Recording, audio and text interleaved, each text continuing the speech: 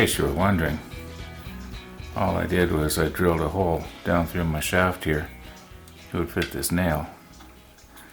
And then this hole right here, it doesn't go all the way through and out the other side.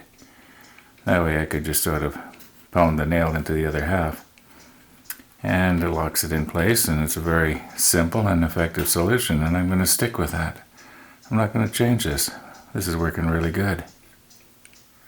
Anyway, got to disassemble everything now and take some measurements.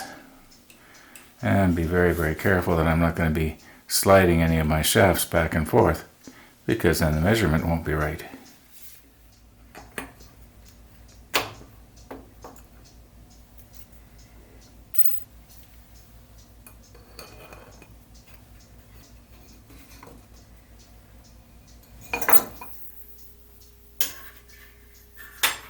Now these measurements I'm going to take in millimeters, because it'll be a lot easier. So this will be 0. And then this one would be 297. This would be 484. Anyway, you get the idea. And the balance wheel shaft will be at about 885. Now I'm saying about here. I know I'll be moving them probably a millimeter or so one way or the other in the final assembly. And the final rails, I won't be using these. I don't know what I'm going to use yet. I might be using plywood, I might be using some sort of hardwood. Anyway, it'll be sort of a slot routed the same width as the bearing. And that way I'll be able to slide it back and forth, and it'll go, back and forth, but it won't go up and down. At least that's the plan. I can see it in my mind. It's kind of hard to describe. About 4 hours has passed. Got nothing done except sitting in front of the computer looking at my drawing. And I was trying to think of, what can I use to make up the new rails? And I've come to the conclusion that why not just use what I got? I know it's just cheap, ugly spruce, and it's painted on one side, and it's got, holes in places where that's not supposed to, but so what? This whole thing is sort of made out of scraps. The only thing that's really nice was those big weights that were rotating around. They were made out of oak. Maybe what I should do is ugly them up so that it matches the rest of it. I'm just kidding, I won't. But yeah, why not use these?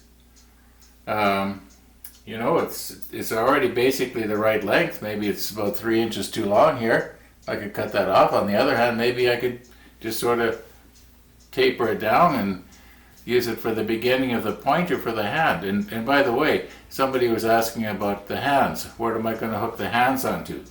Well, this is going to be the hand, the arm, or there'll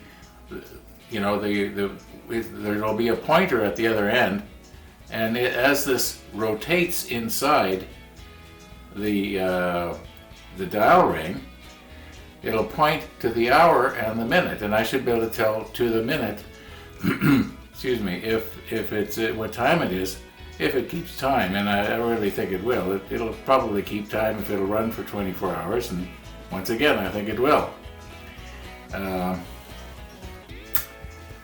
Another one of these episodes where really nothing's happening here because I'm trying to think of what to do. I don't want to go to a lot of work and find out that I've made a mistake. So I think I'm going to take everything apart carefully here, and I'm going to use these as the rails. And I was thinking of making a groove all the way along one side, the width of the bearing, and the bearing could fit in it. But now I think what I'm going to do is I'm just going to cut a couple of strips and fasten an upper and lower rail, and the bearing can ride in between the two rails. They're spaced, well, you'll see. That's the plan so far.